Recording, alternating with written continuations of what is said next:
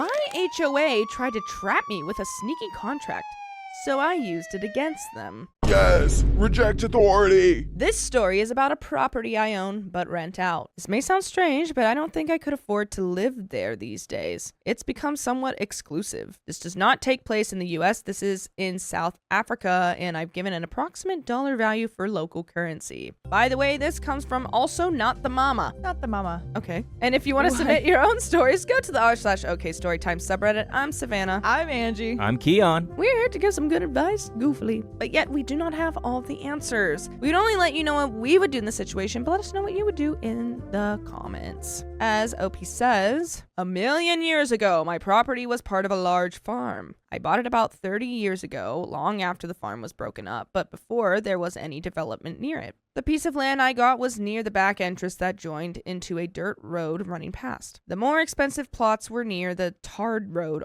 in the front. About 20 years ago, some of the owners got organized. We'll call them the Organized Owners, or OO, and had the area designated as a municipal suburb. I thought you were going to read that as a ooh. Ooh. I can now. Ooh. The municipality. Municipality. Wait, I think Keon said it. The municipal. Now I can't do it. Now I'm thinking. Municipality. Yes, I there think you that's go. what you Yeah, said. it's I've never municipality. heard of that Yeah. word before. The municipality agreed to put in tarred roads, water, and electricity if a certain percentage of the properties were developed. A construction company linked to the ooh went around contacting owners. Was that good? Yeah. Went around contacting owners who had land but no buildings, offering to build houses at a very reasonable price, contingent on getting a minimum number of people to sign up. While this was happening, one of the ooh approached me and offered to buy half my money. I agreed. The money I got for that sale, about 4 times what I'd pay for the entire chunk of land 10 years prior, combined with a small bank loan, gave me what I needed to pay for a fairly large and nice house to be built. I stayed there for a few years with my mom. I had decided to subdivide the property again and build her a house next door, but unfortunately an undiagnosed tumor took her before that house could even be started. Soon after she passed away, we moved out and started renting the property. About a few weeks before we moved out, the ooh started talking about forming an HOA. The hoa. The HOA!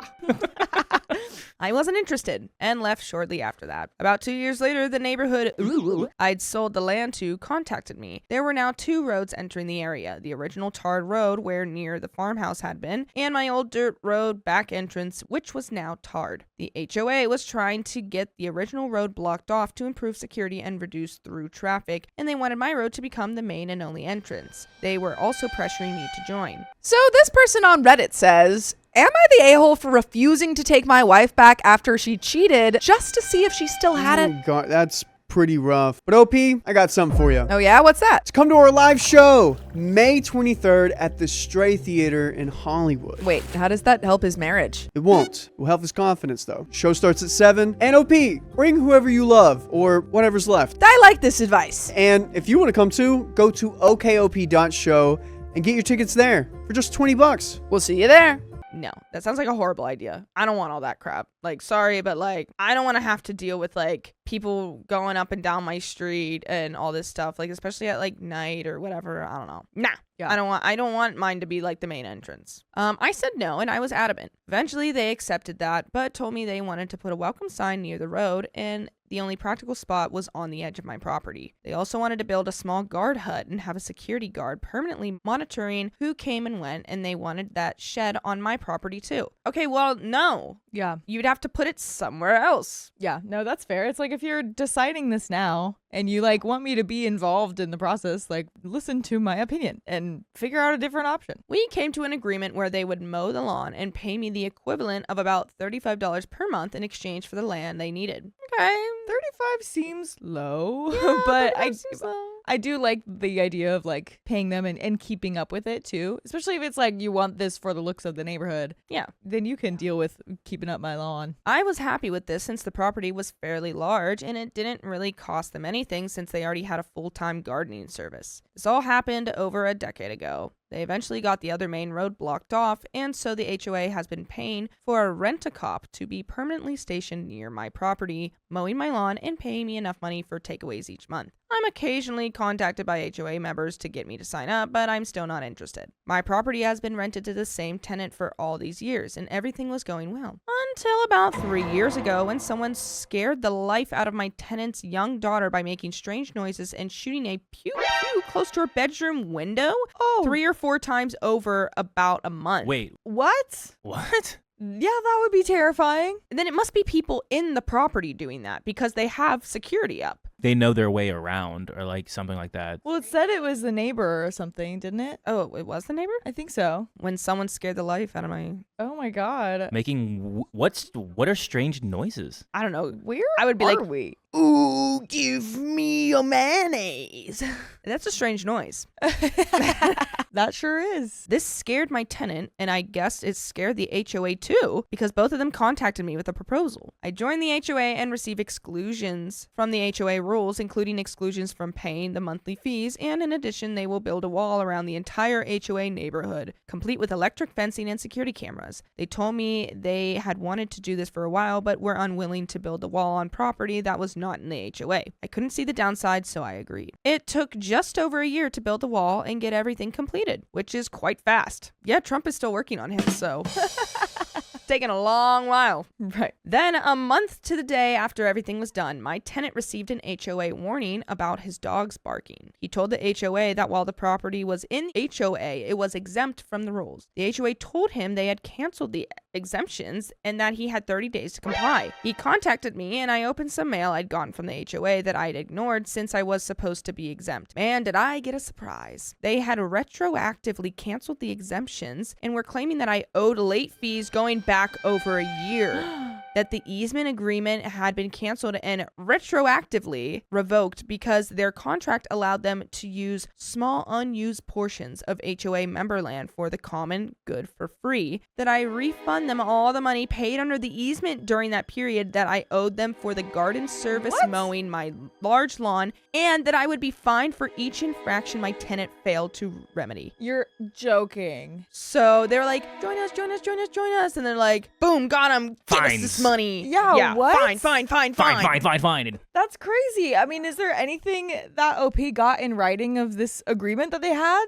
Because this is so not what they said. I hope, because how else do you prove that? That's Yeah, how they get you. literally. Yeah, they were like, come on, it's fun over here. Yeah. We're enticing. Gotcha. Like, and now you can't get out of this. You signed up. No, Like, literally. we've also been hearing those strange noises. What if we build a fence? That sounds good, right? No, you gotta like start getting as much of the paper trail as you can. Yeah. And find a lawyer. Because I wonder too, like, if a lawyer can even argue, like, if there wasn't a paper trail for this, like, why would they be paying you that money in the first place if you didn't have some sort of agreement? That is true. Because that's out of their own volition. It's not like you were charging them or something. It was like they were giving it to you. that was the agreement. Yeah. And that should be in writing. Yeah. Just of like HOA. That's just a good reminder for everyone that any sort of rule you've got like that where there's Yeah. money involved with literally anyone, get it in writing. Yeah. Get it in writing. Even if it's over a text message, that counts. So this started an expensive legal process that ended with a judge telling me that what the HOA had done was mostly legal. Mostly. What's that asterisk doing there, you know? Mostly. Huh. It's like all right. It's pretty chill. They had the right to revoke the exemptions, but had to give me 30 days notice. As I was walking to my car, the neighborhood told me that I was stupid to have refused to join when the HOA started and that I could have been a founder member and that next time I should be sure to understand the documents I signed before signing them. Harsh. And I would have went pew pew. Neighborhood was right. I should have read the contract more carefully. I was also curious about what it meant to be a founding member. Spoiler, nothing. So when I got home, I grabbed the HOA contract I'd signed along with all the other documentation and started reading. I was determined to break every rule I could find a loophole to break. I didn't get past the first page. Wow. Uh-oh. Dang. While the street address of the property is used for all practical purposes in the city records, it has a unique property number that must be used on legal records. When I had subdivided the remaining property for my mom all those years ago, I hadn't yet started building on it. And when I gave the HOA the easement, it had been on that sliced off piece. When the HOA set up the contract, they had simply used the property number from the easement. My actual rental property, the one with the house, was an entirely different property number. The HOA did not own the easement on my rental property. Ooh. Oh, interesting. Get 'em, OP. Yeah. Get 'em. How did you go through a lawyer and pay all these fees and they didn't like catch that? Yeah. What was that lawyer doing? Well, the lawyer probably just thought like, oh, well, I don't know. Yeah, because he would have to get the like subdivision and all of that information. So I don't know. But oh well, I mean, at least you're finding that now. They own the easement on a completely separate piece of vacant land. The HOA had signed me up to the wrong property. What? The next afternoon, neighborhood Ooh drove out himself about an hour from the property to deliver and have me sign for 2 documents. One told me that my exemptions would expire in 30 days, and one stated that the easement would no longer be required after 30 days. I think he was being a little malicious in making that drive himself. Exactly 30 days to the hour after the HOA gave me that notice, I knocked on neighbor Ooh's door. He was the HOA president. I had him sign for 2 documents. First one was notice that I planned to build a house on my HOA property, which confused him. The second notice was that the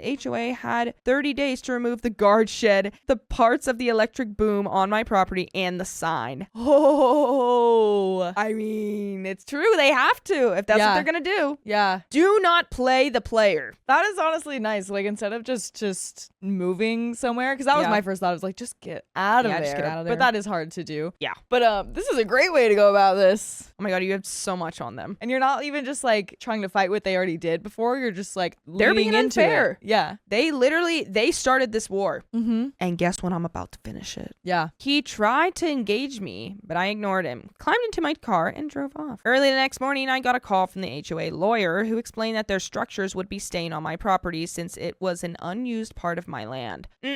That's not how that works. Just because you're not using like this little thing doesn't mean that it is now free for anyone to take. Like, what does unused even mean to you? Like, Exactly. if it's like a yard, like, sure, there's no building on it and there's no like structure there, but what if I use it to play soccer? What if I use it to sled? Yeah. What if I use it to frolic? Lay to in lay the out? sun. To play ball? Have Yeah. a ball tournament? Fine. We get to put up a shed. Did you read the small text where it says you can't have fun? Yeah, exactly. Aw. Apparently not. I explained that I was building a house there and that the land would not be unused anymore. I could hear the smirk in his voice as he told me that building a second house just to be spiteful would not be accepted by the courts. I sure hope he could hear the smirk in mine when I told him that the property in question did not have a house, was barely large enough for one to be built, and would not be large enough for any extraneous buildings. I told him to look up the property number and call me back. I had sliced off just enough to be legal, which was just enough to build a small house. Okay. It took them just under 5 days to get back to me. Their lawyer told me the terms of the easement meant I could not cancel without their permission. I emailed him a photo of the document they had sent me canceling the easement. That afternoon, neighbor Ooh invited me to lunch, his treat, to discuss the problem. I said, no thanks. Because what are they going to do? Try to convince you? They're going to like play so many mind games with you and try to confuse you with whatever. Oh, they're going to talk you in circles until you're like exhausted and be like, okay, whatever. Exactly. You're not going to win this fight. Yeah. He extended the offer 2 days later. No thanks. Others from the original Ooh contracted me. Some sounded aggressive, some sympathetic. No thanks to each. There you go. Honestly, Opie, you are a real one. Yeah, because that is like the messiest part of any games is like the texting like conversations. So like Truly. if you're playing the game by doing all of this stuff with the property, that's like awesome. And then not responding to their texts, or at least not giving them like a real response, is perfect. Yes. You're doing what they don't want you to do and you're not even going to discuss it with them. Exactly. I'm not willing to. Yeah. So do what I ask. Yeah. Eventually, the lawyer phoned and offered to discuss exclusions in exchange for access to my property. I said, no thanks, and please don't call me again. There we God. go. This is so funny. The HOA war. Yeah. About 9 days before their 30 days was up, I got a call from a different lawyer who said he wanted to negotiate a surrender. A His words. surrender? Yeah. Negotiate a surrender. Yeah, if I heard that, let's negotiate a surrender. I'm tripling down and saying, no, I'm I'm winning this. Yeah, but also like which surrender? Like you're expecting me to Yeah. surrender, or I think are it's them you surrendering. Yeah, like yeah. their terms of surrender. Yeah, if that's them surrendering, great. Yeah, I don't know. This is a lawyer. This could be tricky words. yeah. His words, not mine. I agreed to meet him at his office the next day. I already had documents drawn up, and the meeting was as simple as me handing them over and him reading through. My new easement offer included everything in the old agreement. I changed mow the lawn to get the property to HOA standards and keep it there. Since it was now inside the HOA, the monthly fee would be about $500 instead of roughly $35. There we go. Yeah, $35 is nothing. $35 a month? Yeah. Less than $2 a day. Increased with inflation, something the previous contract had not included. When canceled for any reason, the HOA would have to pay me a cancellation fee of around $7,500. Whoa. Whoa, that's Whoa. oh, you're really like OP. You should be a lawyer. Honestly, Like new career. the contract would automatically terminate 30 days after any disciplinary action was taken against me, my tenant, or the property. Any complaints were levied by the HOA against the property, or any legal action was taken against the property by anyone in the HOA. The surrender lawyer would mediate any disputes at the HOA's expense, and the HOA would pay all my legal fees if any legal action was taken against me. Wow. So you don't have to like pay anything if they decide to be like a-holes. These are great terms of surrender. Yeah. I love it. This is crazy. I had deliberately left some extreme points in there so I could appear to concede them when the HOA pushed back, which would make it easier to hold the ground on the things I actually cared about. The lawyer didn't look happy. He said my proposal sounded unfair, but that he'd have the HOA president look at it. I reminded him that in 8 days I would be setting a group of men armed with sledgehammers loose on whatever was still my property. That's so funny. I was at first thinking that was like a threat, and I was like, wait, let's not threaten. But yeah, on your own property. Yeah. Come on. They're gonna just hammer down. They're gonna sledgehammer the shed. Yeah. And the guy inside of it. Are you part of this? Yeah. Who do you work for? Who do you work for? What side do you want? That evening, I got an irate call from the HOA president. He told me he was never going to sign the new contract. I said, okay. He told me I was charging too much per month and that it should be the same rate as before. I pointed out that when I had signed the original contract, the area was under development and there was at least one other road in and out, but that now there was only mine, and mine was fully developed with everything they needed. Yeah, there you go. He told me I was forcing them to sign something they didn't want to sign. I told him he was free not to. He whined about everything he could think of, then eventually told me he'd be hearing from his lawyer. The next morning, surrender lawyer called and asked if I'd be willing to come to their office to sign the contract. I agreed. There we go.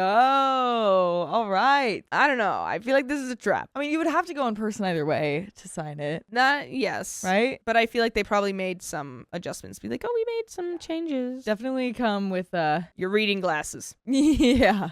When I arrived, I learned that surrender lawyer was not actually a lawyer, but a paralegal. So they're already messing it up. Interesting. HOA, it's not a good look, HOA. Honestly, I don't know what that means. I don't know the difference and the Um, significance of that. I think a paralegal, chat, correct me if I'm wrong, helps with law or like studies law, but like doesn't do like all the lawyery things, like doesn't like go to court or whatever. Like a paralegal, I think just looks over documents, Okay. as like a lawyer actually like goes and presents the evidence and all this stuff. Mm, I'm not sure, chat, if I'm just making that up, which I very much could be, let me know. yeah. He handed me the contract and asked me to sign it. He laughed a little when I told him I'd have to read through it first to make sure nothing had been changed. I read the contract, nothing had been changed, not a single thing. And the HOA president had already signed it with the paralegal as witness. I'm sorry. What's up with all those like smarky, like snarky, like laughs? Like Yeah. they love laughing. They I really know. do. Like what? This makes me scared of people that are lawyers. Like, Yeah, are they're you guys all sneaky. this sneaky and like evil? Basically, a paralegal just hasn't passed the bar. Okay, so they're trying to become a lawyer, but Okay. they're not. Thank you, Mr. Belton. I looked at him and said, why did he sign this? It was stupid to sign it. The paralegal looked at me and said I started telling him that signing it would be a bad decision, but he told me I wasn't being paid to think or give legal advice and to shut up. So I shut up. I Wow. said, do you understand what he signed here? He looked at me and nodded. I asked him if I should have one of the lawyers look at it before giving it to you, and he told me that we had already billed enough for this and that he'd sign it and sue me after their easement was saved. What is going on? I don't know how you'd be able to sue though, because you're signing a contract about it, right? It's like, sign this so he can sue you. Yeah, what? Like, I don't know about law, guys. That's why none of us are lawyers, guys. That's why I'm sitting here talking into a microphone. But I don't know. This happened about a year and a half ago. It took 6 months for the HOA to fully understand how badly they had been caught. They wanted to sue me, but their lawyers explained there was no realistic path to winning. Even if the court sided with them, all they would get was the easement contract voided, and the lawyers did not believe the court would side with them anyway. Why does the HOA keep persisting? That's the funniest part. They're like, HOA doesn't lose. They're like, nah. Yeah. We got this, guys. If we all form this group together and Right. stick with it, we're gonna get it done. anything is possible. It's like it's basically a union, but like for stupid rules. Yeah, I mean, I feel like anyone that's going to be petty like this is not just going to give up easy. Yeah. And that's like everyone in HOA. The HOA could not live with the clause that the HOA would pay my legal fees if legal action was taken against me, since as written it was not limited to the HOA taking action. Any legal action from anyone would trigger it. I told them I was prepared to find out in court, since the HOA would definitely be the ones challenging it if they tried. Yeah, push the button. It's just gonna hurt you Yeah. and then me, and it's If gonna you get want to me go more to money. court, you're paying for you and me to go to court. Do you want to go to court? We still have a chance of winning. Yeah. It's like, well, what if we win? Yeah. If you win, you still just blew all this money in court. And I'm sure like everyone paying money doesn't want their money to go to Like against you them. suing Yeah. against. They still do like a snarky laugh too, and you're like, And "Oh." also doesn't look good that you're suing one of your own. Yeah. Just throwing it out there. Because technically they are, like, OP is part of the HOA. Yeah. I eventually signed an addendum stating that neighbor Ooh would personally pay all my legal fees unless he held no position at all in the HOA, and that the HOA itself would pay legal fees if the HOA took legal action against me. He resigned from the HOA at the end of that meeting. Oh my gosh. That's when you do your snarky laugh. Yeah. OP has so much power right now. But, like, in a good way. Yeah, but like in any scenario, OP wins. Yes. Mhm. Isn't that so fun? The fact that the lawyers, like all of the lawyers, are like, yeah, there's no chance of winning this, even if like the most impossible thing happens when the court sides with you, which it won't. Yeah. You still lose in any case. There goes all your money down the Yeah, drain. stop this. I politely told him in front of everyone that he should not sign documents unless he understands what he is signing. He did not look pleased. There you go. It came out during the mediation that without the ability to control access to the neighborhood through the security boom, partially on my property, the HOA would be in breach of its own articles and would be dissolved. That's insane. She's literally got the HOA like She's like, I'm completely abolished. she's like, I'm Thanos. I literally, you're gone. She checked every single box in Yeah. this contract. She did not leave any stone unturned. OP, you should be a lawyer. And could you be my lawyer? Honestly, yeah. Or just my backbone. might need you someday. Just climb on top of me and be like the voice that'd be like, you can say no to that. Yeah, I'll put up a contract. They'll have to sign it. Yeah. No way you can lose. exactly. I also learned, and this should have been obvious to me, that all the security cameras were wired and all of them terminate in the guardhouse on my property. So it was my way or the end of the HOA. The first mediation was genuinely quite funny. The surrender paralegal was now the mediator, and he did not look thrilled as we assembled, and he called everyone to order. I suspected he had been told to work against me, so I took the initiative. I reminded everyone that I had agreed to let him mediate, but had agreed to no arbitration whatsoever. If I did not feel the proceedings were fair, I would leave, and they could go ahead and sue me. The paralegal brightened up, and things actually went quite well after that. I am writing this after getting home from the latest mediation. I built a paddling pool for the neighborhood dogs. Oh, I made it myself. I dug a hole, packed it with stone, and added a concrete finish. It was my first attempt, and if I say so myself, it looked terrible. The HOA called a mediation meeting, what they now do instead of taking official action, and told me as nicely as they could that the paddling pool was an eyesore right in the entrance of the neighborhood. I asked them to put together a list of what needed to be fixed and how to give to me at the next meeting. The list was extensive. It basically required the pool to be rebuilt from scratch. I asked them if there was any way to reduce cost on the work required to bring it up to HOA standards, and they assured me there was not. I thanked them, pulled out a highlighted copy of the agreement where they had committed to get the property to HOA standards and keep it there, and handed it to them along with the list. Yes. Oh my god. There we go. That was such a perfectly like vague piece there. Yes. Like because she did mention like before, I made sure to make it not they need to mow the lawn and that we needed to keep it up to HOA standards.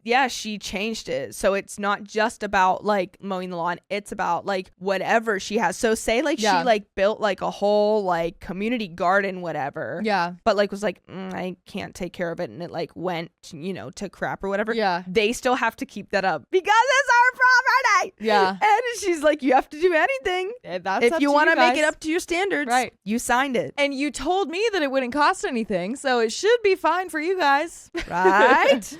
The words in your mouth. OP knows all the loopholes, and you're just like, OP's won. Protected herself in all different ways. Yeah. I told them the HOA usually preferred if these things were dealt within 30 days.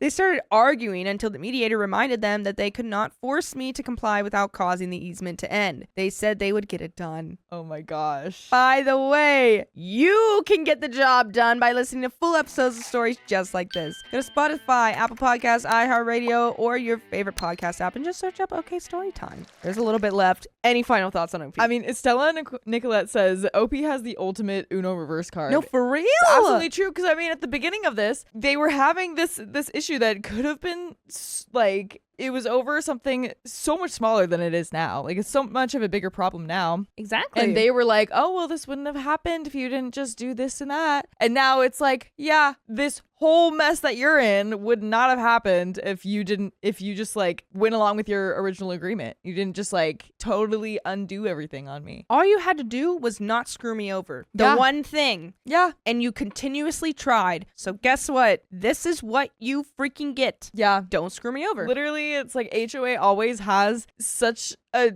crazy amount of power over the neighborhood, and now OP has all that power, that same amount of power on the HOA. Yeah, so basically you made yourself president of the I was HOA. gonna say OP is the HOA. OP is the HOA. HOA of the HOA. I mean, talk about turning lemons into lemonade. Like, this is crazy. I turned HOA into my personal like slaves, basically. Like now do my work for me on my property. Yeah. I also learned a few things about neighbor today. He sold his property about 3 months back and is apparently leaving the country for Australia. The HOA successfully sued him for a significant amount of money they had lost to his mismanagement during his vendetta against me. Oh my gosh. Sounds like his problem. I have no idea what I ever did to upset him. I am not sure if I will keep screwing with the HOA. Nah, keep doing it. I already think I am so close to breaking them that the only thing stopping them from canceling the contract is the massive financial loss if they do. Makes sense. Yeah. It's just OP can continue doing this and just keep winning. It's insane. Yeah. But the funniest thing is, why does the HOA keep thinking there's a loophole or they can control OP? They signed that contract and it screwed them. Like, they could just take a 180 and be like, okay, we're going to keep going back and forth on this. Let's just, like, start again. I'm sorry. Let's be, like, decent humans that can live in the same neighborhood together. Mm-hmm. But they're just going to it's going to keep being this cycle of them trying to win and cause all these more battles. But OP just has such a boot on them. Yeah. They can't do anything. Now, like, joining the HOA, I would feel more, like, reluctant to. Because it's not even the HOA, it's just OP. Yeah. Whatever OP wants, OP gets. There's no Which, need like, to. if they're a good person, then, like, cool. Yeah. Which I think they are in this situation. It's not like they're taking advantage. I think, like, the paddling pond was, like, a funny thing to just add on top of everything. That is funny. But, like, it's also a cute idea. Yeah. No, it really And is. if you want to make it look nice, make it look nice. Yeah, and it's like, it's not like OP's doing anything malicious, like, against anyone else in the neighborhood. It's just Exactly. covering herself. A lot depends on how they treat me and my tenants going forward. I do like the monthly payments, so I am motivated to play nice. Neighbor was right in the end. You really should not sign documents unless you understand what you are signing. Oh my god. That's the end of that. Dang. Like, it's not even karma. It's just like, if you're a sneaky, tricky person like this, you're gonna end up messing with the wrong people. I like Stella, I like your comment. HOA, I just burned your car to ground. OP, that was your car. Yeah, literally. Kind of true. Yeah. I don't know. HOA, I don't like HOAs. I think they're all like really annoying and like It's whatever. a power trip. I never hear a story about like a decent HOA member. Exactly, because none of them are. They're all like Karens who have nothing better to do with their life to Yes. just want to control everyone in their neighborhood to be like, we have to look nice, we have to look a certain way. Yeah, nee, nee. exactly. Why not gentrification? Why not?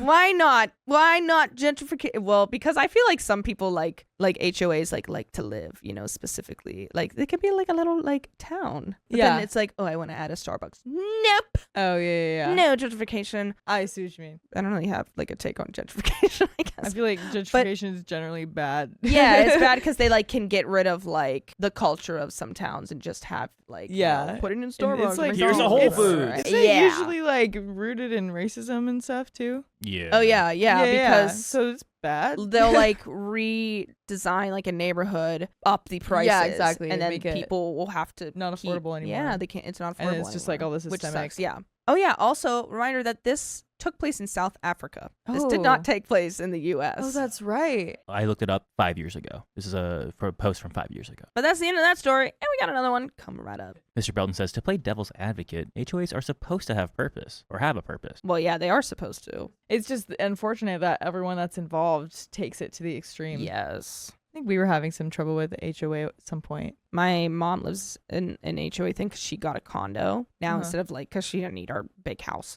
So she got the condo, and like it's like stupid things like you can't like put Christmas decorations, you can't have like Dumb. something in like your front yard, you can't like decorate specific way. Like that's so my mom stupid. still like puts stuff out on the like back porch because like you can't really see the back porch unless you go down like a specific road. Yeah. She's gotten like, you know, whatever, like warnings. Yeah. And she's just like, I would love for someone to come to my house and tell me what to do. And I'm like, why are you Yeah. like, you just, and she's like, it's all these old white men trying to tell me. And I'm like, Yeah.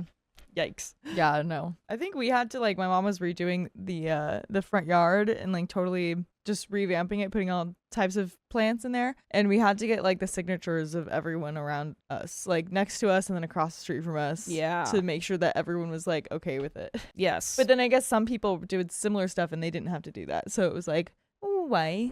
My property manager said no one would care what I thought until she did. well, I care. I'll always care about you. Long ago, I was dumb enough to rent a house within the control of an HOA. Ooh. I have since learned better. This property was managed by a company called The City I Live In Properties. They had purchased the house within the HOA and rented to us, but given that I wasn't actually in the HOA, I was just a renter, it became a really convoluted mess very quickly. By the way, this comes from KCD, and if you want to submit your own stories, go to the r/OKStorytime subreddit. And OP says, we were told that we would need to adhere to the HOA guidelines, but we couldn't talk to the HOA directly, nor would we be able to receive a copy of the rules, but that it wasn't that serious. Most of their tenants didn't even hear from them. Should have said no right then, but I was young and dumb. The day I arrived at the property to move my stuff in, I was informed by my landlord that I was being fined $100 for my trash cans being visible from the street. I'm sorry, the day that you arrived to move in, you're already being fined? That's crazy. I would have been like, can you like give me some time? Yeah, like I just moved. And that what was about not a even warning? my control. You're part of the HOA. You're like, perfect. Right. Fresh meat.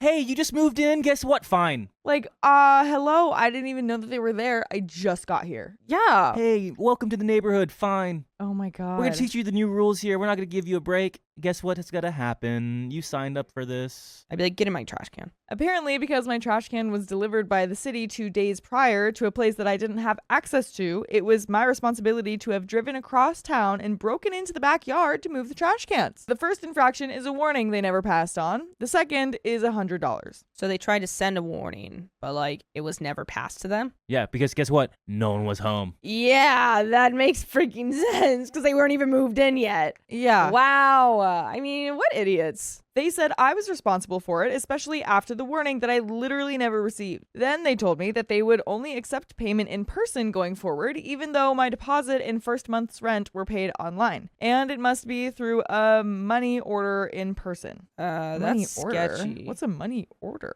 Also, if I can pay in person, then yeah, maybe I can talk to someone about this problem because, hey, what? Here's what you do, OP. I know you paid for it, but see if you can get a refund and get out of there. I can't pay that fine if I'm not actually moving into the neighborhood anymore. Loophole. Then they informed me the office for the city I lived in properties, which I'd never been to, is actually a 2-hour drive away. Totally not in the city I lived in. I told them this is my first day in. I got the keys an hour ago. There is no way I could have done this correctly. Surely it could be explained to the HOA that this could not be my fault. They said no, I couldn't talk to the HOA because I wasn't a member. Couldn't see the rules that I was supposed to follow because the HOA only allows copies for members. What? That is the stupidest thing, and that makes me want to be so violent. Oh my god. It's pushed me over the edge. It's pushed me over the edge. There's rules, but you don't know what they are because we only share those with members. Well, can I be a member? No. Now I have no choice but to throw things at your face. I can't. There's nothing else I can do. And guess what? They'll be like, oh, since you didn't know about that, there's another fine for not knowing that. So right on top of that. So, oh, you want to ask about it? Guess what? Can't do that. You need to get some sort of you need to start a paper trail now. Start getting evidence of this loophole, this hypocrisy that's happening. Immediately, I'd be done. I'd be like, "Are you actually did you hear what you just said? Did you Yeah. really hear what you said? Because that's crazy. How am I supposed to know if you don't even tell me? Yeah, I just got the keys an hour ago, yeah, and I'm coming to be like, oh, fine. yeah. Your Honor, what? How else would you want me to react? I had to, I had to end these people's lives. Your Honor, this makes no sense. Your Honor. Oh my God. Then they pointed me to a single line in the rental agreement that said I would follow the rules. After far more back and forth than should be required for something so ridiculous, we came to an agreement that they would cover the fine, but for some reason it was impossible to waive the record of infractions, and I would be halfway to eviction on day 1. What? And you don't even know what's going to get you evicted. Yeah. Because you don't know the rules. Exactly. Oh, you sneezed outside your house? Fine. And gone. Yeah, there you go. You're evicted. You blinked 3 times before you got into the car. Fine. All of it counted against me, but they do the $100. I asked if there were any more rules that I needed to be aware of up front since I couldn't get a copy of the rules. They told me I had to mow every Thursday because that and the trash can thing is what typically gets people in trouble. Every Thursday. So Thursday morning, everyone's outside mowing their lawns. Usually HOAs have people mow your lawns. They have a service that does it so everyone looks the same. Oh, interesting. That's the point, is so they all look exactly the same. So it's this neighborhood. It might depend because I don't think we had that. Oh, really? Yeah, I think we had to, they might have had resources for gardeners or something, but not everyone had one. I know my mom and my parents where they live, they get they don't have to mow the lawn. That's super nice. They have service that comes in and does it every time. They do a walk by on Fridays. If we mowed on Wednesday, it would be too long by then. If we did it Friday, they'd count it as not done. I mowed the lawn every Thursday for months and kept my head down. I never even spoke to a neighbor or did anything to draw attention to myself. Around 3/4 of the way through the lease, I get a $400 fine on a Friday with a photo taken nearly in my backyard of my grass with a ruler next to it, which I had just mowed the day before. No. They're actually going to people's yards with a ruler. Irks me to no end. Want to commit many crimes because of just that. The fact that you come in with a roller to measure my yard? Yeah. No. Now I'm coming in with a ruler to measure the mustache that you're growing in your old age, this lady. And I'm going to rip it off. I'm measuring the mustaches of the women and I'm measuring the hair of the men. And I know those are very superficial things that normally I do not care about, but if they care about the length of my grass, I'm going to care about the length of their body hair. And then I'm going to do other unruly things with this ruler. They're like, it's 0.111 centimeter too tall. Actually, you measured it with a plastic roller. We need a wooden roller. Actually, maybe even a tape measure would do. That's going to be $3,000. Oh, Fine. This OP needs to get in contact with the last OP. It needs to be like, please, Oh. I'm going to hire you as my lawyer. What can I do?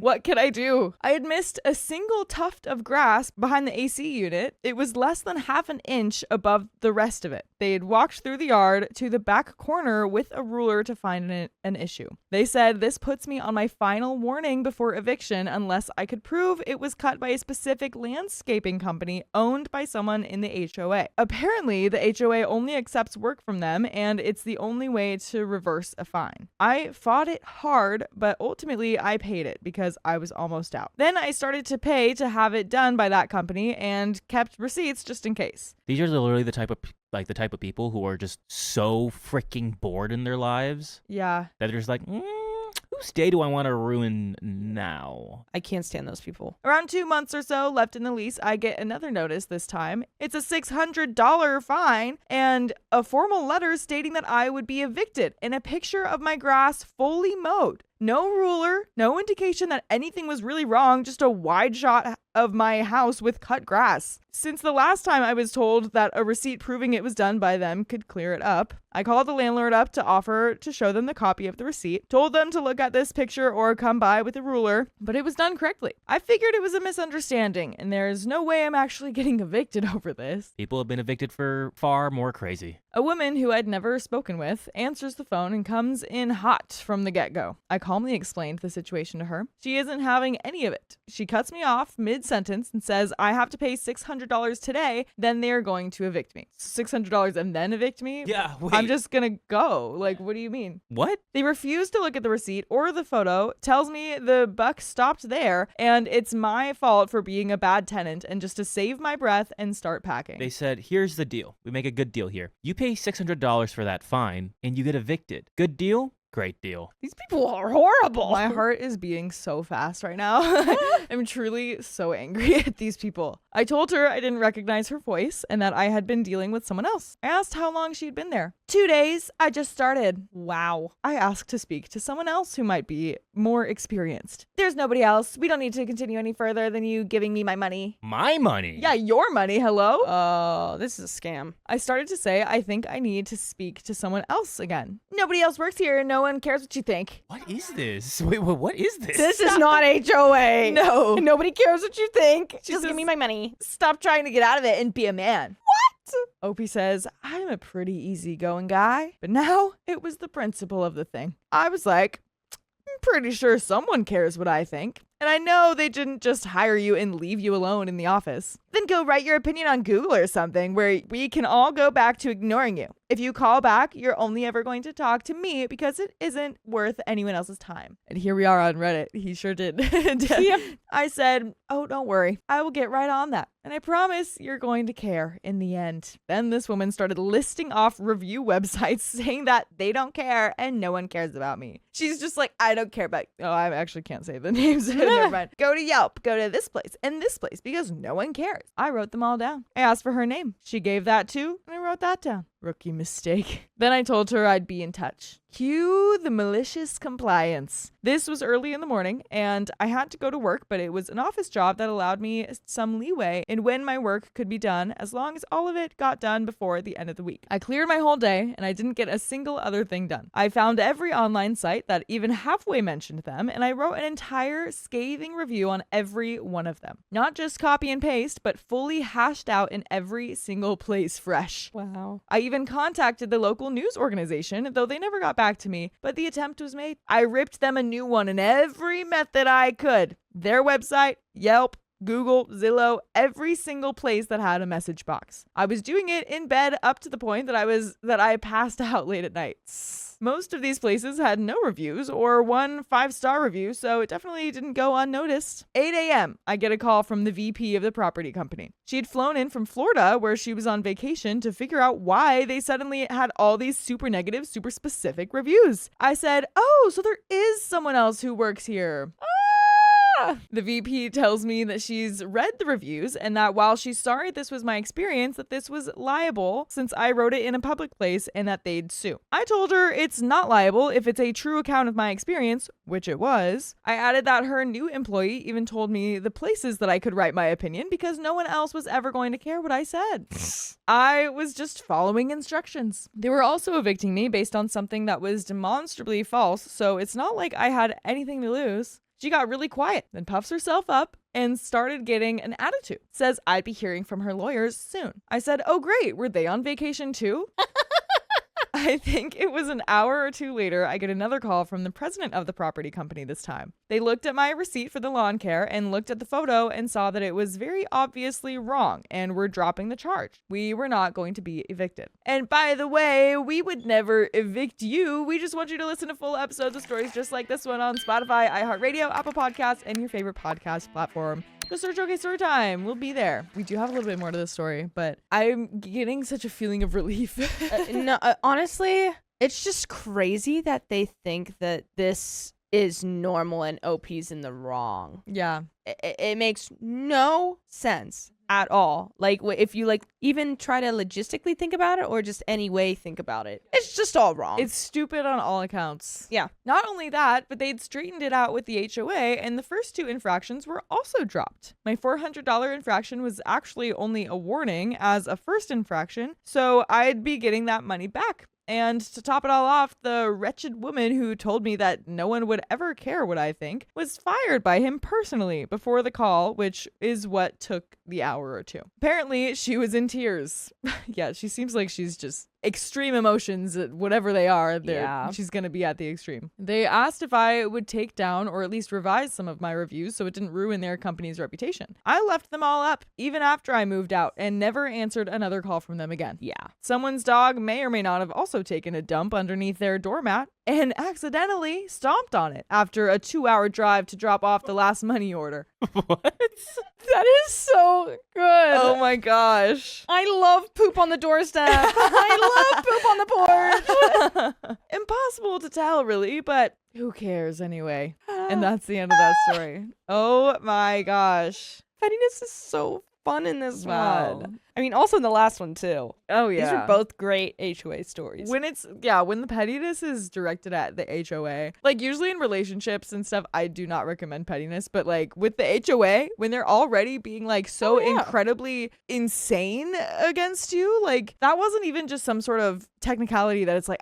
yeah, I did miss that. Like, yeah, it's stupid, but I did miss it. They weren't even willing to even look at any of it. Like he literally was like, I have receipts. I have my yard. I like, this is false. Like, this is what you told me last time that would help. I started paying your company of someone that works in the HOA. So like, or, you know, is a part of the board or whatever. And it's still not good enough, apparently. Yeah. And also too, like, you're gonna charge me for something that happened 2 days before I had access to move in. Right. No. Yeah. Absolutely not. I didn't even, I wasn't here. It's very, I don't know. How do you even go about that? You're like, oh, let me check into my HOA first before I move into like this neighborhood or until I moved into this like property. I mean, usually they give you all the rules and regulations before. That's what I'm saying. That's so insane to have in place already. It's just like, oh yeah, we have all of the, like, you're not allowed to be a member, but you're also not allowed to know the rules unless you're a member. Oh, you want the rules? That sucks. You have to join, but you're not allowed. Yeah. So we'll just kind of charge you a few $100s and then like evict you for a rule that you broke that you didn't know existed and you had no access to. Yeah, I'm so confused about that because you would think you either get the rules before you sign any paperwork. Yeah. Or like the day you move in and like they give you like a grace period or something like that. Like, hey, this is what's happening. You have like a week or two to like settle in the day of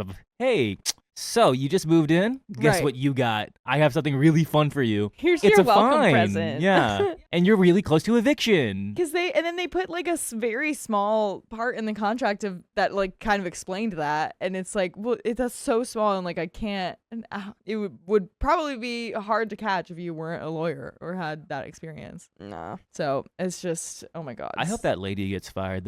Nobody cares what you think. Oh, she did. She did get I fired. mean, but I'm like fired from everything. Like she'll never work ever. I hope that, yeah, anytime she like tries to get another job, they like check in with the last employer and they find these reviews online of her name like explicitly named out there. It says nobody cares. Oh, all right. Well, I guess we're not hiring you because you don't care. I'm sorry, how like power hungry was she that 2 days in she had the audacity to act like this? 2 days into the job. Being like, I don't care. Give me my money. And I guarantee you that the HOA people were like, that's the attitude we like. Yeah. That's what we want. Right? Yes. We need more of you. Can't step all over us. Right. Okay, that's the end of that story and the end of this episode. So if you love us, make sure to subscribe. We love you. And see you tomorrow. Wait!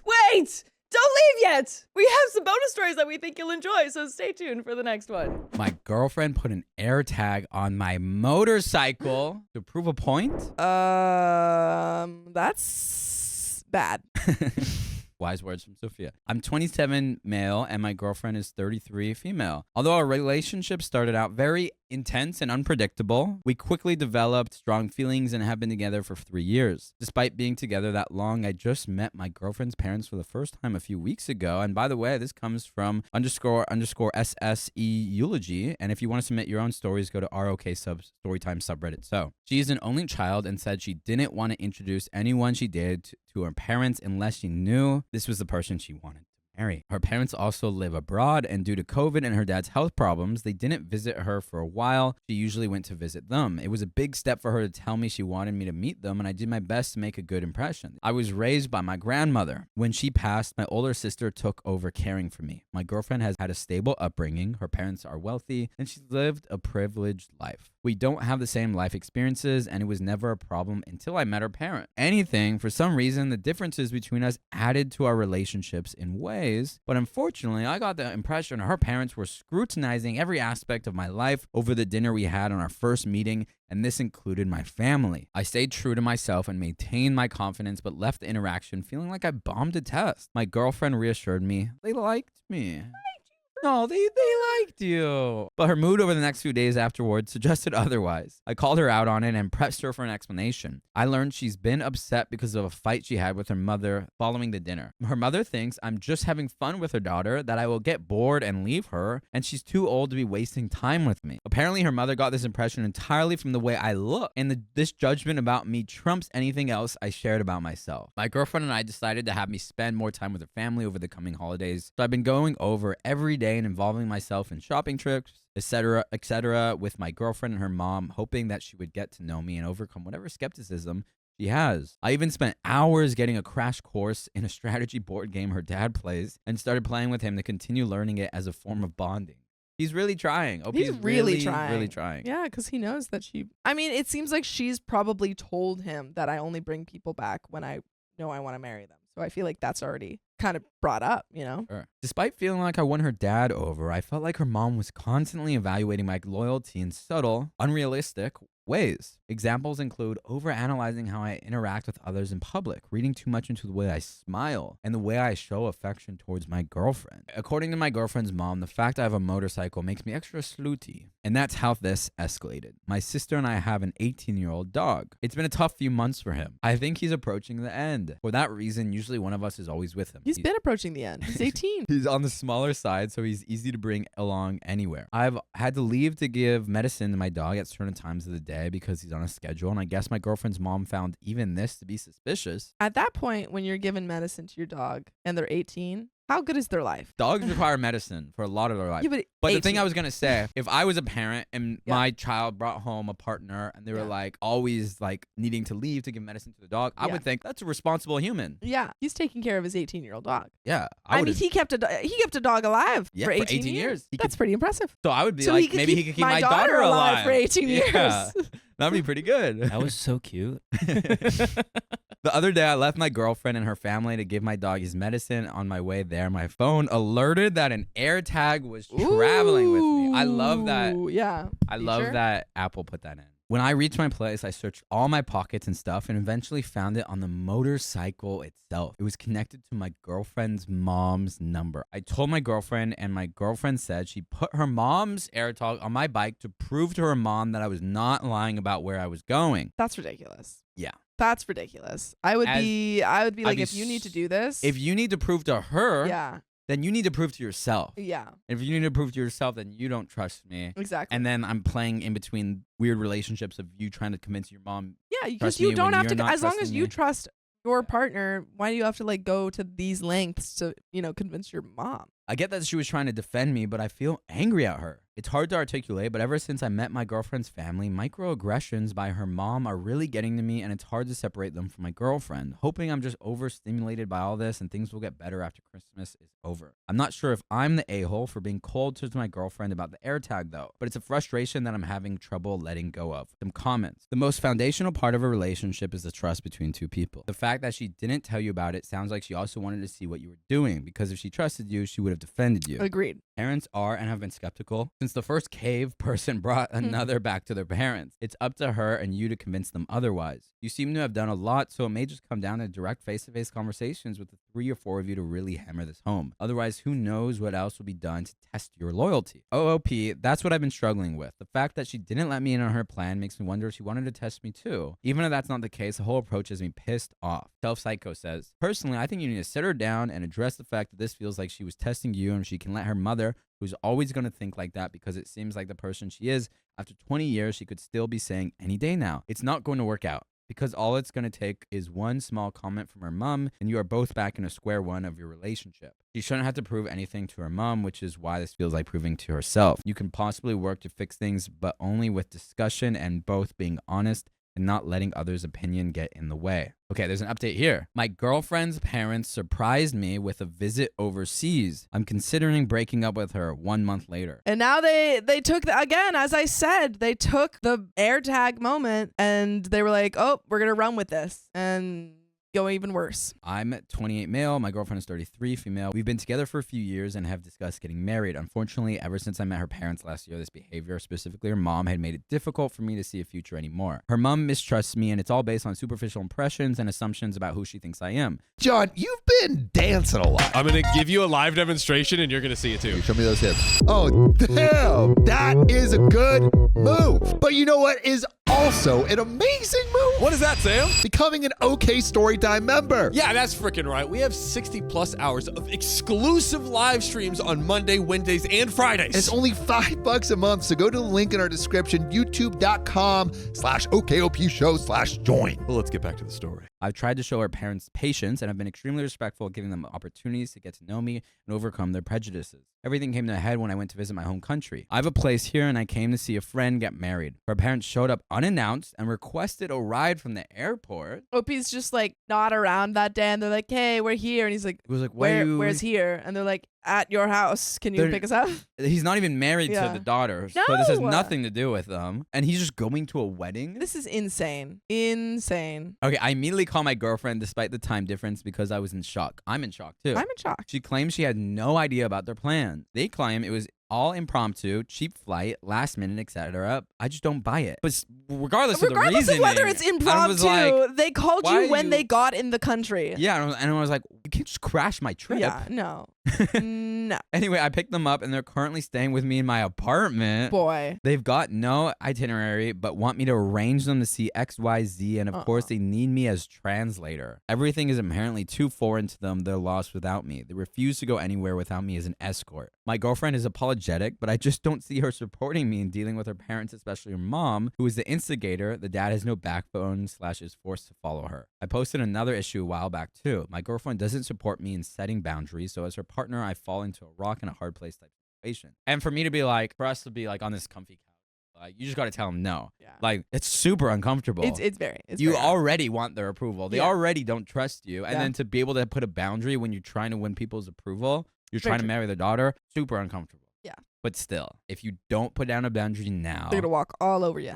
especially if you marry their daughter, it's just going to continue. I can't tell if I'm being cold and uninviting or if these people are crazy. And my girlfriend is so afraid of them. She didn't even warn me about something like this. Question, did the girlfriend know before it happened? That's a great question.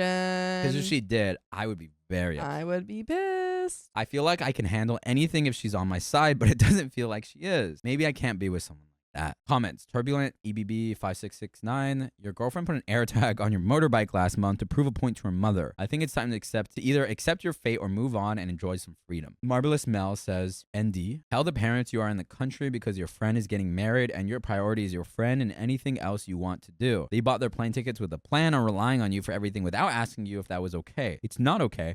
And they need to leave and make their own arrangements. You are there with a purpose that does not include being their host and tour guide. Randy J. Commando, not the a-hole, and don't be surprised if your girlfriend not only knew about their plan, but actively participated in it. You think it's bad now, imagine what it will be like once you're married to her and her mom. Another update, 6 days later. I just wanted to clarify some things. I only met my girlfriend's parents for the first time late November 2024. The reason I picked them up from the airport instead of abandoning them or telling them to go find a hotel, etc., was out of respect for my girlfriend and the relationship I wanted to have with her and her parents. After the first meeting I had with her parents in late November that I shared in my post, I confronted my girlfriend. She apologized and eventually her mom did too. Basically, I thought we were past whatever suspicions and mistrust her mother had about me. Then this happened. In the last few days since this began, I have realized some things about my relationship. My girlfriend has been trying to play both sides. She'll tell me one thing and her parents another.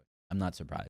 She's been hiding some deep trust issues about me and insecurities about our relationship, mostly her fears about me being unfaithful. I want to be clear that these fears are not because of anything that I've done, it's just how she feels. She's used her parents to convince me it wasn't her craziness. And I'm pretty sure she told her mom how she felt, and her mom was willing to be in on it. Friend's wedding I went to hit a different because of that. But it also made me realize how unhealthy and toxic my relationship was. But if you want something that's healthy and not toxic, you should full episodes of stories just like this with us. Just go to Spotify, Apple Podcasts, or your favorite podcast apps, and search OK Storytime. There's another relevant update, but should we discuss? I think that was the right move. Honestly, I think that there was a lot of stuff going on, and it seemed like you had conversations, and she just kept pushing past your boundaries, and so did her parents, and she wasn't doing anything about it. So I feel like it's just not a healthy relationship at that point. I haven't disclosed a lot, but I think I was in an abusive relationship. I'm still struggling to accept that. And there was some shame creeping up that I don't understand. Why is it there? Anyways, thanks for all the messages. Sorry my writing skills aren't that great. I'm so drained from the situation. I feel like I need to sleep for a month. I don't even feel like writing about any of this, but I felt like I owed you the conclusion. It was definitely to investigate me. I don't think I'll ever know what my ex-girlfriend and her mom were suspicious about. Do they think I'm secretly married or living some kind of a second life? I wouldn't be surprised if they tried to look into my employment history, etc. I feel so stupid for the kindness I extended to them. I tried to be understanding of every transgression and let my girlfriend gaslight me into thinking I was just misunderstanding things because I didn't have parents growing up. We have an update. Last update. My girlfriend's parents surprised me with a visit overseas. I'm considering breaking up with her. To those who were worried with my ex-girlfriend would trash my place, nothing like that happened. I talked to her in person. She said I was misunderstanding everything. She began to cry, which was difficult for me. There was a moment where I wanted to forget about it so I could hug her. I held back because something felt different. She asked me if I hate her. Obviously, I don't. I said I am tired of feeling like the person I love is not who I thought they were. Ever since she introduced me to her parents in close circle, which I didn't talk about, I've seen a side of her I don't recognize. After meeting her parents for the first time and the strange behavior started to add up, I gave her an opportunity to come clean. I asked her to tell me everything. I told her I can't help you if you leave me in the dark. I even warned her if I find out later, it's over. Because of the way she chose to answer me during this conversation, every action I took, I held back. All she had to do was tell me what was going on. I would have helped her take on everything. Instead, she chose to trick me in cruel ways while acting helpless and innocent when I questioned her about it. I shielded her all this time. She manipulated everyone around her, including me. Everything is confusing now. I look back at all of our time together and feel crazy. I can't differentiate anymore her true feelings about anything. She tried to explain the stress of pleasing her friends and family made her act this way. She doesn't share their views or doubts about me. She said she's never loved anyone the way she loves me and her feelings scare her. I wish she would just admit she had too much freaking pride. I understand she's the way she is, probably due to how she was raised, but some of the things she has said and done are unforgivable. The conversation went on, but everything was still other people's fault. She wasn't taking any accountability. So I stood by my decision to stay broken up. And to be honest, by hesitating for even that singular moment when I wanted to hold her, she showed me the side of her that comes out when she doesn't get her way. For the first time, I felt like what I was seeing was her actual self. We were having this conversation while walking outside. We had stopped walking and she was wiping her tears. When she realized I wasn't going to comfort her, she started to say degrading things about me. She also brought it up again that my life is easier than hers because I grew up with no parents. What? The low freaking blows. She went, you're an orphan. You had it so much easier. So much better than me. I had to have rich parents. I had to have parents You who get to be loved actual me. Batman. That's crazy. This comment was so effed up, it made me laugh. I told her she's so privileged, she has no idea what it means to have a hard life. Because I laughed, I could tell she wanted to throw her coffee at me. Instead, she said more things about me, and I realized I don't care anymore because I don't even recognize this woman who is yapping in front of me. Since then, she has emailed me an Excel spreadsheet of all the money I owe. The things she has itemized are things like all the times she's upgraded me on a flight, luxury gifts she has bought me on birthdays, Christmas, etc. No. She also included ridiculous things like estimated cost of gas, times amount of times when she was my designated driver, and pregnancy tests. I think she added this just to mess with me. She was like, yeah, positive pregnancy test. Positive. I'm not going to bother explaining my contributions. This email made me sick. I packed her things that were in my apartment. I had a friend come over when she came to collect them. She didn't know this. I answered the door and she pushed against me and tried to initiate. Oh, no. I didn't return her advance and she got angry and scratched me. I think maybe she was trying to slap me but couldn't reach. I'm not really sure because it happened too fast and I restrained her. My friend came out and began calling her on it. He made a show of taking a video and threatened her with assault. I think it embarrassed her, so she probably won't do anything like this again. The only downside to his presence was I think she will try to convince herself I rejected her in that moment because he was there. For people asking about my dog, he's happy and comfortable and still alive. That's crazy. That's the craziest Dude, part you of this really whole can't story. believe this dog is 18 years old. It's an old dog. He eats well, unlike his age. My priorities are to improve the quality of his life, not necessarily prolong it. But every night, I check on him before I fall asleep, and every morning I wake up with this feeling of dread. He has Cushing's disease and chronic pancreatitis. He is high risk for developing cancer. He's 18. That's crazy. He's yeah. 18. My dog had Cushing's disease. So what is that? It depends on which dog, but like it's just like their liver, like just like their organs, kind of like it's just He's not. old. They're old. At Like, a certain point, it's like this dog's not. This dog is just old. I Yeah. feel like you're not a fan of this dog. No, I love this dog, Okay. but I'm She's like, not but I good feel like seizures. like I don't know. I think sometimes with pets, people can be like, oh, like they're sick, like blah blah blah, blah, but they're just old. They're just old. With humans too. Exactly. The medication routine is a bit complex, but I'm learning everything I can for him. Take care of your pets and check them often for lumps. A lot of animals hide their pain. I guess we have that in common. Maybe I shouldn't have ended the post like this. Anyway, I'm really okay. I'm posted this update because I got a lot of messages and it's easier than answering them separately. In case I don't feel like answering comments, I will just leave this here. There's a lot I haven't even admitted to myself yet. I'm not saying I'm perfect. It's not about being right or wrong anymore. I have a lot of flaws too. I'm sure I handled some things poorly and I know I was a fool. I also still experience moments where my heart aches and I question if I'm wrong about everything, wanting to just get back together. Hopefully this will get easier with time. Anyway, writing here counts as therapy, right? Yeah. Right? Yeah. Reddit is a trained professional therapist, right? Yeah. I'm going to drink a cold beer in the shower. Reddit. That's therapy. Reddit is like Voldemort's diary. Is like the Voldemort's diary of therapy. The worst thoughts in your Yeah, head, Reddit's yeah. like, do it. Darkness, shadow, crook and cranny. My boyfriend's best friend disrespected me multiple times, so I told my boyfriend it's him or me. Oh.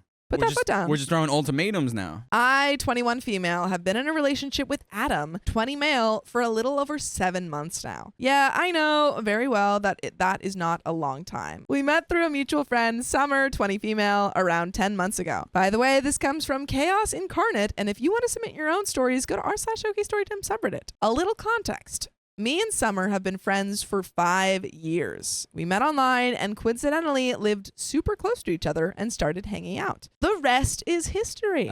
Summer. Summer became one of my best friends, and then 10 months ago, she introduced me to Adam. We became friends and then more than friends. After a good few dates, Adam and I took a step forward into becoming more serious and introduced each other to family and friends. This is where Matthew comes into it. Matthew, 21, male, is Adam's best friend, and they've known each other for around 17 years. Now, I knew right away Matthew was not my cup of tea. He was loud and seemed to want all eyes on him. He's the kind of guy to force out ridiculously loud burps in the middle of dinner at a restaurant and tell you to rate them out of 10. And I don't think I'm the only one who thinks this way, but that's just gross. Regardless, I wanted to be able to get along with Matthew because it was important to Adam. Adam wanted me and Matthew to meet at a pub, and for the sake of it not being quite as awkward, we brought Summer along too. Surprisingly, Summer and Matthew really liked each other. And they started dating too. I like to consider myself an optimist, and that's why I genuinely thought this was great. Summer and I are best friends, and we're dating best friends. Infinite double dates and group plans. Yeah, I was eternal sleep wrong. Crap doesn't hit the fan right away. However, around 2 weeks after Summer and Maddie got together, we made plans to go to the cinema. Maddie was coming to pick me and Adam up, and we were meeting Summer there. While on our way to meet her, Matthew decides to turn to me and say verbatim, "I'm surprised you and Adam are together. He usually has pretty high standards." Oh, the audacity. And he says this in front of my boyfriend. And what does my boyfriend do? Laugh? Oh. Laughing is what he does? Oh. I was in shock. Not the right answer. I literally didn't say a word. This started a sort of pattern. Almost every time Matthew and I were around each other, he would make snide remarks or criticisms about me, and my boyfriend wouldn't say a word. I felt completely lost on what I could possibly do. Summer is dating Matthew and seems to really like him, so I don't want to cause issues between them. And Adam has told me in no uncertain terms that if a girlfriend tried to get between him and his best friend, he would leave. I barely saw Summer anymore because she was always with Matthew. I tried to set up a little coffee date with her so we could catch up, and I arrived only to see Maddie sitting right next to her. I barely spoke for the 2 hours we were there. Then I started to notice changes in Summer. She was always so sweet and shy, and it was like pulling teeth trying to get her to talk to people. Now, if a girl happens to brush past Matthew as she moves around him, Summer will snap and say something like, "Get your own boyfriend, he's mine." No one wants your boyfriend. Literally no one wants Matthew. So to put it simply, over the course of a few months, Matthew has insulted me and made me incredibly self-conscious. And yes, I know it's not directly his fault, but still, completely changed my best friend. Now, I have told Adam about this multiple times. Explained as best I can how Matthew makes me feel, how I am left feeling less than and not enough when we hang out as a group. Adam is well aware of everything and had supposedly spoken with Matthew about it multiple times. Nothing changed. Summer and I have had lengthy discussions about a health condition she has. It's not life-threatening, but it causes her an incredible amount of pain. I know all about this. The situation still isn't completely clear, but I'll try to make this simple. Summer confided in Matthew about something relating to the condition that she tells him not to tell anyone else. Matthew calls Adam and tells him about it, neglecting to mention that he was supposed to keep it to himself. Adam assumes I already know and mentions it in front of me. I assume Summer had noticed we had drifted apart and didn't know if she could confide in me about this, but that I was allowed to know I speak to Summer about it. Now, understandably, Summer is not happy that her trust was violated by Matthew and confronts him about it. Matthew then calls Adam, screaming about how I need to keep my mouth shut and keep out of other people's businesses. I will hold my hands up and say, yeah, hindsight is 20/20, and I was maybe in the wrong for mentioning it before Summer could tell me herself, but I can't turn back time, so if I truly made my bed, I will lie in it. But this was the first major moment where my opinion on Matthew was solidified. There's then another situation that truly enrages me. However, since I was made to be the bad guy in the previous situation, I haven't mentioned Summer, but I probably should have. As I said, Summer has a health condition that causes her almost constant pain. She's been going back and forth to doctors and hospitals to try and get help. Because of this, she has not yet been intimate with Matthew, something I found out about accidentally when he called Adam, and since my boyfriend was busy, he put the call on speakerphone. I hear loud and clear Matthew saying the most disgusting thing I have ever heard in regard to intimacy. Oh no. I mean, I'm a guy, I have needs, and I spent all this money on her and get nothing back. I was gobsmacked. What disturbed me even more was my lovely boyfriend trying to defend Matthew's words when the call ended. And that's not your boyfriend anymore. That should be your ex-boyfriend. Bye. He meant that, well, he was trying to say, well, it's because but you don't understand the context. He's a jokester, my friend Matthew. Yeah. From that moment, I knew I despised Matthew and I became terrified. I'd already seen how much Summer has changed, and now I'm worrying that kind of influence Matthew could have over Adam. The big blow up happened around Christmas. So again, Matthew has been criticizing me, saying I'm not putting in enough effort with Summer. Okay, fine. I'll make plans to meet up with her and exchange gifts for Christmas. We can have some food and maybe a couple drinks. We make these plans a week into November. December 10th rolls around and Matthew decides to message our little group chat and say we need to pick another day to exchange gifts. Me and Summer have made plans. To put it simply, I'm frustrated and exhausted. He said all of these things about me not being good enough friend and not putting in effort, but then he, in one sentence, invites himself to said plans that were only for me and Summer, and also cancels plans he had no hand in making. I admit I may have sort of been an a-hole. I got a little snappy. I then say, it's fine, whatever, we can just do another day. Yes, that message clearly shows that I'm fuming, but they already knew that, and I thought I would cool off and just let him win. He decides to ridicule me. Oh. Saying how I'm throwing a fit and being witchy and so on and so on. Matthew does this in the group chat with my supposed best friend and my boyfriend, neither of which tried to defend me. Your boyfriend has not stood up for you once. In this story, he has not stood up for you Not once. stood up for you once. Why are you still dating? And you have specifically told him yes. how this behavior makes you feel. Yeah. And he's specifically said he's going to either stop it or talk to Matthew. Mm-hmm. And it just keeps going.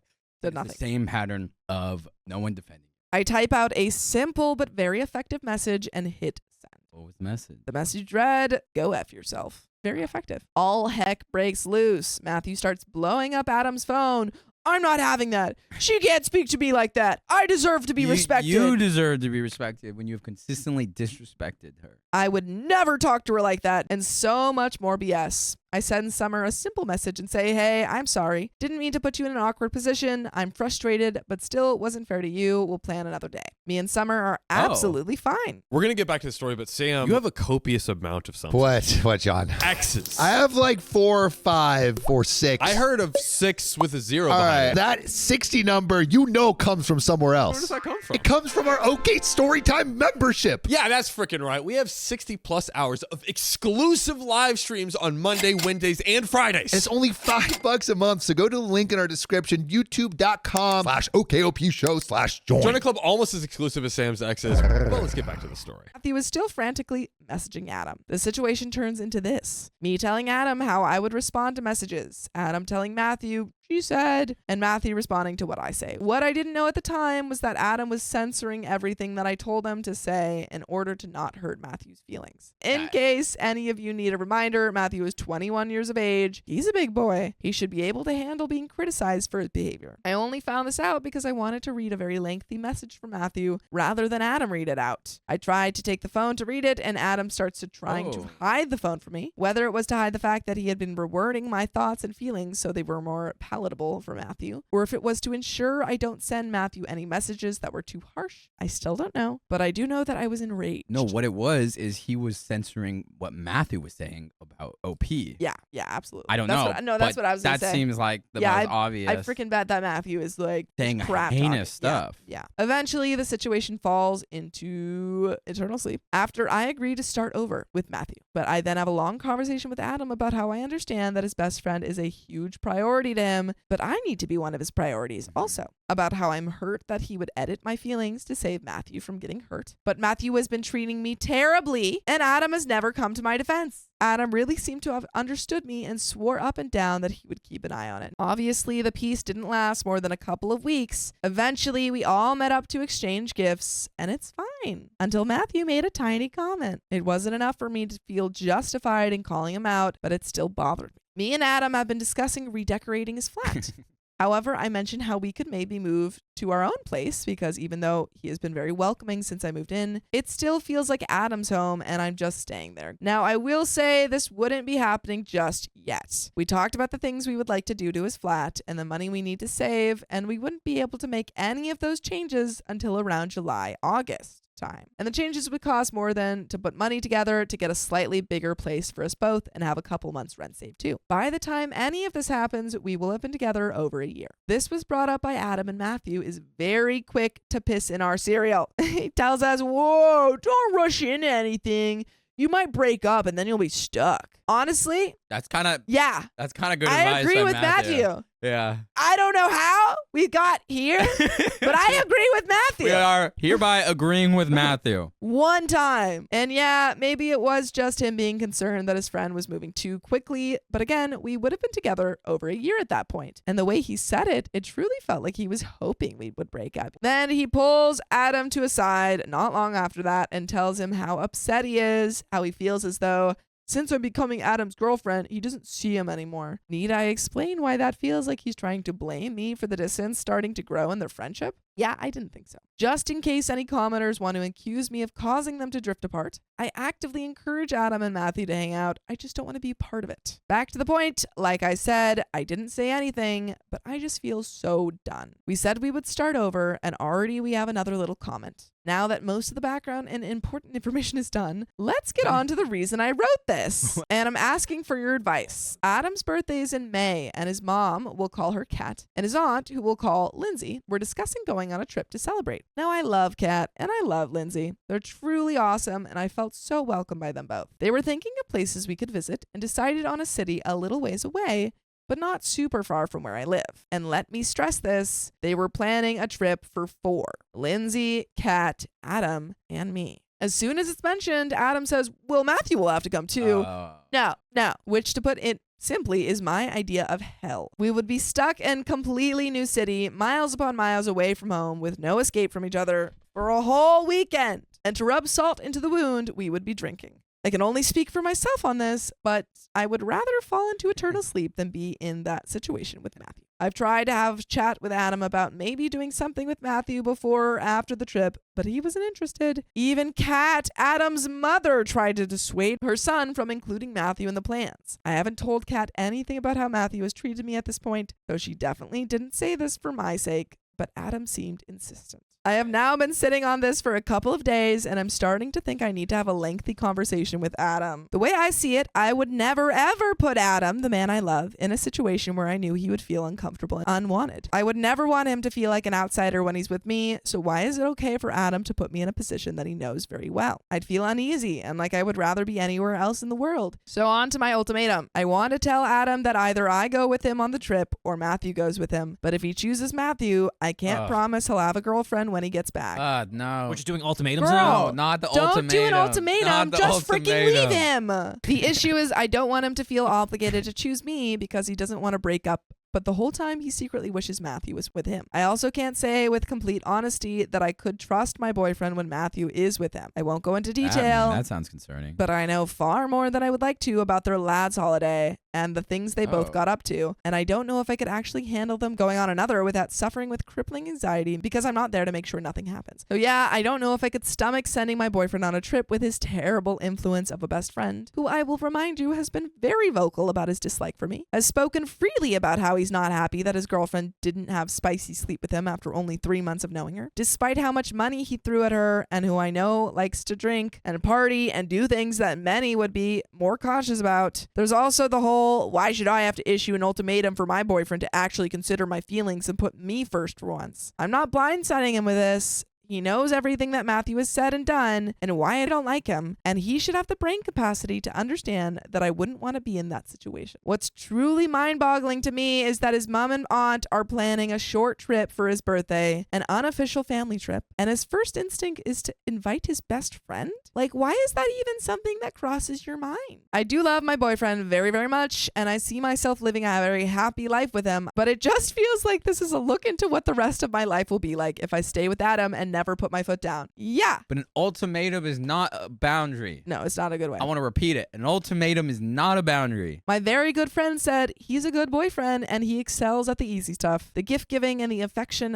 and the words of affirmation, but he's not very good at the hard stuff, the talking things through, the working through issues, making tough decisions. I don't want people to read this post and think he's a bad person. He's not. But Bad boy. you wouldn't be a bad person if you listen to full episodes with stories just like this. Just go to OK Storytime on Spotify, Apple Podcasts, or your favorite podcast app. And there is a little bit left to this story. Let's Please. freaking break get into up. it. I need her to Freaking break up with her get- boyfriend so bad. It seems I like- need an update. yes. I need like an update after this. I need to just see if there's an update where she breaks up with her boyfriend. I don't want Adam to think he has to choose between me and Matthew, but at the same time, it feels like he kind of does have to choose. Girl, What are you he's saying? already chosen.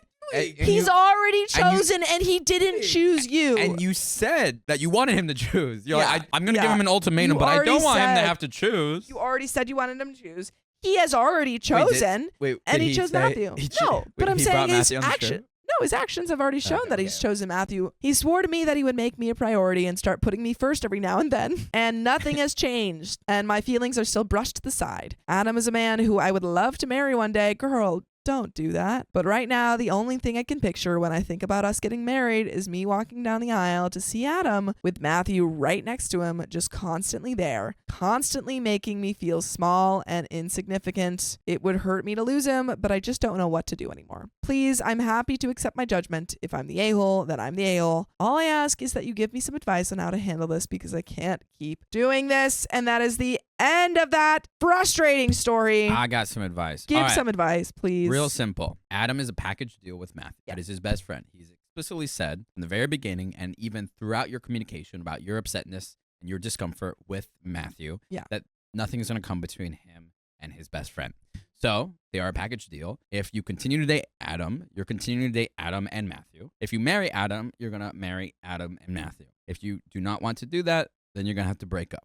You're also becoming a terrible person. I mean, not terrible person. You're just becoming that person that's like, you're trying to ruin a friendship and you're giving him that ultimatum. And that's just, it's going to be the point of if he does choose either side, he's going to resent the other. 100%. Yeah, exactly. And again, he's already made his choice.